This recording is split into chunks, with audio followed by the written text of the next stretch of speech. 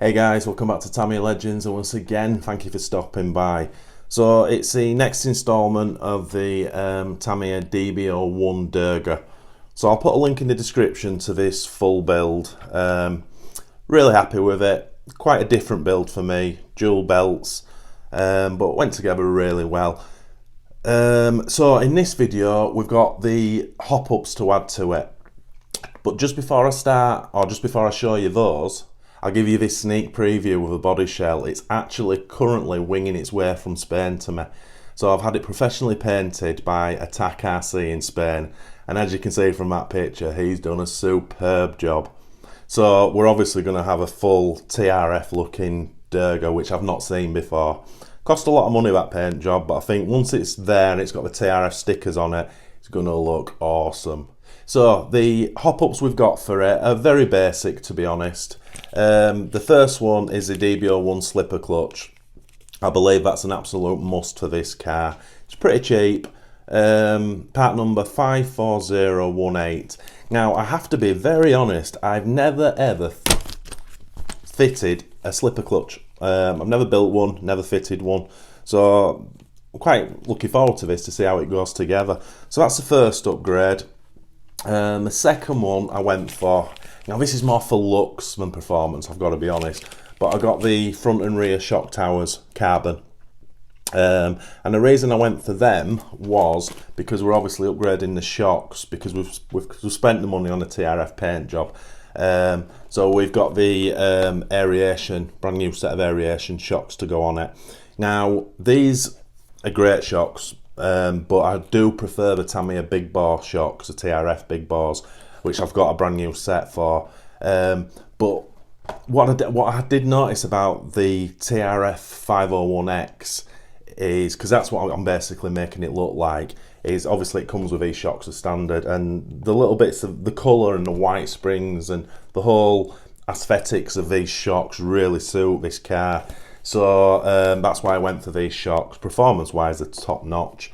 So we've got those to build and fit. Now obviously the kit comes with black wheels, but it needs to copy the 501X, the TRF 501X. We need white wheels. So I ordered a brand new set. So the fronts have come, but the rears, I've been waiting over 5 weeks and they're still not here. Which is really frustrating. However, I do have an old set. These are just Tamiya dual box tyres. So I do have an old set which I use on my TRF 503. So I'm going to just clean the plastic up a little bit. And again, it's just for looks. We will put the new tyres on the new fronts and fit them, but we'll put these ones on. Now these are the normal 12mm hex thicks, where these rears hold on by a pin. So I've not checked this, but I would imagine I can take that mechanism off and just put a normal hex adapter on and fit these wheels, and then we'll have the white wheels on. And most importantly, the biggest upgrade I've got for this car is the alloy blue wheel nuts. You got to have them, guys. You got to have them. You can't go to all this expense and have silver wheel nuts on this bad boy, can you? So cool blue wheel nuts. I love shit like that. Sorry for swearing. So that's basically it, guys. So what we'll do is we'll whiz the wheels off this car, and we will fit the slipper clutch first of all, because as I say, I've not done that before. So let's get cracking. Right, so the first step to that is just to take this the plastic belt cover off, which leaves all this. So obviously we can get straight into this spur gear. Let's just move this camera back slightly so you can see. So this is the actual slipper clutch itself. As I say, I have no idea how this goes together, but it's got instructions with it. So let's open this up and figure out what goes on. So that's the parts, and obviously just going by the instructions, you can see it just it's the whole unit you take out and then rebuild just using that the kit spur gear. So looks very straightforward. However, move that forward a little bit. I am wondering now, obviously this will just pop out, but because these belts are a little bit tight, I'm not too sure if I'm going to be able to get the belts off, or if I'm going to have to do something with the front ends to give a little bit of slack. Right, Right, let's have a look at that now. So yes, unfortunately I did have to take the back end off so I can get to this diff. So obviously the idea is to lift this rear diff out, which will slacken that up, because this will lift out, which will slacken the front, when it'll allow me to build this up, fit that in, and then move the diff back into the correct position. So that's what we're going to have to do. It's a shame. I was going to say it's a shame I didn't do this when I built it, but that was never the case, to be honest. It was always to add the hop ups later. Right, so that's the item we need. So now it's just a case of stripping this down, going by the instructions and building a new one up. And that's it built. Very straightforward indeed. Obviously you use a couple of parts from the original setup, but that's a slipper clutch built. The instructions say leave around about 3mm of thread hanging out. So basically the idea is that these two metal plates have these pads underneath which locate into the spur. So if I hold those gears, that allows the spur to turn, saving your diffs if you use higher power motors. So again, this is an adjustment you do as you're running the car. I would probably, once it's in the car and it's ready to run, I'll slacken that off a bit more so it's freer. Excuse me, and then I can have a play around with it and just crank it up quarter of a turn at a time till I get it so it's not slipping all the time and it's biting. But yeah, that's it. Pretty straightforward. So what I'll have to do now is line it up in the car. In fact, let's do that. Let's just see if we can put this on while it's in the car. Try not to lose the bearings, obviously. So it's that way around, isn't it? I'm gonna struggle to do this on video. That belt goes on there. I need to get that out of the way. That belt fits on that one, and that sits in like that. So that was the idea. So that's the front one in position. Now obviously what we've got to do is do this back end now and get this belt on, make sure these adjustments are in the right position, and then we'll bolt that down. Just thinking while I've got this off, it might be worth, it might be worth just whizzing that rear shock tower off. Is that going to be easy to get it? No, it's only 4 screws from behind. No, we can do that when it's on the car. Right, let's get this back end sorted out. Right, so that's it in position, rear cover's back on, bolted down. What I did notice while I was doing it is, as I say, I copied the instructions, or so I thought. No, I got it wrong. There you go, there's a lesson. So these two little shims here, I only looked at the diagram, I didn't look, it says it's 4. Yeah, that's my mistake. So I was 2 shims missing, and what that meant was this had a little bit of movement in and out. So I've put 2 new shims on and they're in position, and that's absolutely fixing the position now, and that feels all nice and smooth. A bit concerned about the belts. Never know if they're tight enough, but anyway, I guess they are. Right, so what's next? Let's get the centre section back on. Now I'm not going to bolt this down hard again like I didn't when I first built it, because obviously we've got to get into this to get the motor on when the body shell arrives. But let's fix it on, and then we'll take the rear shock tower off and we'll fit it with the ball joints it comes with and get the wing mounts on there. Right guys, that's the rear plastic shock mount off, but obviously it's got 2 lower ball joints and 2 top for the shocks. So obviously I'm saying obviously, part number 54386 carbon shock tower, and it looks like you get a year different bolt set to for your ball cups, which is great because it'll make some of these spare for me. So let's get those transferred over. I'm also going to move. Right now I feel that the stance is way too high with the settings it's got. Now it may alter on these shocks, I don't know, but for the time being I'm just going to move these ball joints out to the highest settings, which should sit the car a little bit lower in theory. So let's get cracking with that. And that's the rear carbon shock tower built up. I'll say 2 ball joints there, wing mounts are on, and it on the instructions it's got a couple of different setups for the shock. So that's the rears, that's for your standard sort of black CVAs, and that's for the aeration type. So it uses a longer bolt, and then you put 2 nuts on, and then you get this equipment with the actual shocks. So it looks like that at the moment. So that's that built up, and in theory it's got some nice cutouts on it as well, so it's got a really good fit. So that's how that's going to go. So there's 4 screws to screw in, and then put the ends back on. Right, let's do that now. Right guys, that's the rear carbon shock tower on, and that looks pretty sexy. I'm quite liking that. So I won't bore you doing the front one, we'll just get it fitted because obviously it's exactly the same process. And that's the front shock tower on. It's different, slight different setup for the screws, for the aeration shocks, but nevertheless pretty cool. So that's front and rear. So we've got slipper clutch in, carbon shock towers on. So next up is to build the aeration shocks. Now I have done an actual video building these before, so I won't go into great detail, but we'll open it up and we'll scatter it out, and I'll show you kind of what you get for your money. So that's what you get for your money. The nice, really nice quality shocks.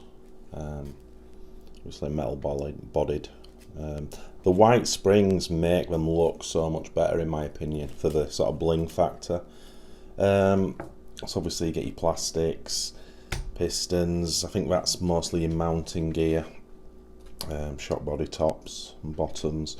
Obviously instructions, comes with a bottle of soft damper oil. And interestingly, and I don't remember this from last time round, it's got some shims, and they were taped to the inside of the cardboard packaging. As I say, I can't remember if that was last time or if that's a mod that Tamiya has actually made since I got the last set. Anyway, as I said, I'll put a link in the description to the build video I did on these, and that'll allow me just to get these built up now, which will save a lot of time. So let's get cracking. And that's the shocks made. As I say, these are, in my opinion, top quality shocks. They feel absolutely awesome. Super smooth. So it's soft oil, and I think the springs are pretty soft as well. Yeah, very happy. So just out of interest, in case you didn't know, so these are called on the box Buggy Aeration Oil Filled Damper Set. Now the aeration actually means something else. Now the funny thing is, this is not in the instructions, but on this lid, on the shock, all 4, it has that little hole there. Now that's the sealed hole. What you can do is drill through that, the information's online, and then they supply these little bolts which you screw into that section. Now I don't fully understand how that works, but depending how far in or out the screw is, I believe it lets air into the shock, which is pretty different, hence why they're called aeration dampers. But I don't actually know anyone who's done that. It's probably more of a racing thing, I guess. Anyway, I just thought I'd give you that useless piece of information. So next up is just to bang these on the car, and they're on, and it really transforms the look of the car as well, in my opinion. I can't tell you how good quality these shocks are, guys. They're so smooth. You just know, you just feel the quality. They even sound like quality, if that makes sense. Absolutely top class shocks, love them. So yeah, very happy with that now. So I've just dug out some alloy hexes to fit those rear tyres on, I was saying, because I haven't got the white wheels yet for the rears. So what we'll do now is, as I say, I've got the front wheels new. I'll whiz the front tyres off the black wheels, we'll fit them, and then we'll put the blue hexes on the back, and we'll get these rear tyres on, see how it's sitting. Well, what a disappointment. the what do you call them? The axle, I think whatever you call it, is actually thicker than standard. So the standard metal hexes, I've even tried plastic, won't even go past the thread. Stops after the thread. These are wider. Why did they make it like this? I don't understand. That's how it fits. That's the rear wheel. It fits on with the pin. So I haven't got the white rear wheels yet, and I can't put these on, which really sucks, I've got to say. But oh well. And it's done. And I'm sorry, but I have to say, I hate the way these wheels fit on this car. God, why didn't you just use normal hexes? There must be a reason for it, but I can't see what it is. You can't tell if the fronts are on correctly, if you're bowing the plastic out, if you haven't got it in position right. There's no way of seeing it. Terrible. Anyway, I've just fitted, because obviously the hexes didn't fit, I've just put the wheels on, just the nuts to hold them on, so they're not attached as such. They're loose, but it gives the idea of what the car's going to look like when the shell comes. Suspension wise, feels awesome. The stance is very high. Obviously the front's sunk a bit lower. I can go one more slight setting at the bottom of the shock, but it's hardly going to make a difference. But you can see the clearance it's got. Now obviously we've got the weight of the electrics to go in, but what, lipo, battery and a motor, servo and stuff, it's not going to really weigh it down. Be lucky if I get it to about there really. And then sort of fronts, I think that's about the best we're going to get it. I'm very used to, on Tamiya buggies, being able to make them sort of sit quite low to run on tarmac and things like that, whereas I don't seem to have the option with this car. But it's no biggie. It's not really made, well, it's not made for tarmac, is it? But yeah, that's a decent morning's work, to be fair.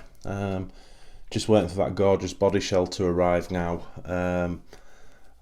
I got the guy to pre-cut it for me because I didn't want to make any... It wasn't so much making mistakes of the cutting. I didn't want to damage any paint with the scissors. So I got him to cut the shell and wing out for me. And obviously we're going to go for Velcro instead of the body post, which I think is going to look absolutely awesome. And I've got the sheet of TRF stickers here now waiting. So yeah, we're almost good to go on this. And so obviously as soon as that comes, then we can get the electrics in and get it out for its first run, which is going to be super cool. So that was a decent morning's work. This was being sat around for ages since I bought it. It took me ages to build it, and I finally built it, and then obviously in between we have to send the body shell off and what have you. So I was in kind of no rush to do it. So I'm kind of glad I've got round to getting it to this stage. So at least when the shell comes, it's just put the decals on it, mount the wing, mount the shell, Velcro it, and then we can start fitting the electrics into it. And then once the weight's into it, we can... still need the rear wheels. 6 weeks I've been waiting for those rear wheels. I messaged the guy on eBay. It's just like... Anyhow. But yeah, I'm happy with that. As I say, when we run it, we'll have a look at the slipper clutch, see if it's set right. The whole stance of the car is wrong, but can't do a thing about that. I must have got the turnbuckles wrong, because they're terrible. The wheels are really cambered in, unless that's how it's supposed to be. I'll have to double check that when, as I say, once all the weight's in the car with the electrics and the shells in, then we'll start figuring out where I want it and how I want it to look, and then we'll look at the toe in, toe out camber and things like that. Sorry to go on about this wheel fitment, guys. Maybe it's for the racer and the mere mortal like me doesn't get it, but what's wrong with just standard, 12mm hexes? Every time you take the front wheel off, you take the nut off, you pull the wheel, that dislocates the pin and the little mechanism comes apart. So every time to fit the wheel, you got to put this little plate on, feed the pin in, turn it 180 degrees so you don't lose the pin, and then try and locate the wheel on. It's odd. It's very odd. I wonder if the DB-02 is that. I'm hoping not. Anyway, maybe I'm just too old-fashioned. Anyway, guys, thanks so much for watching. It's much appreciated. If you are new to this channel, if you could please consider liking and subscribing to support us, and if you do that, smash that notification bell for our weekly videos. And as always guys, happy arseeing.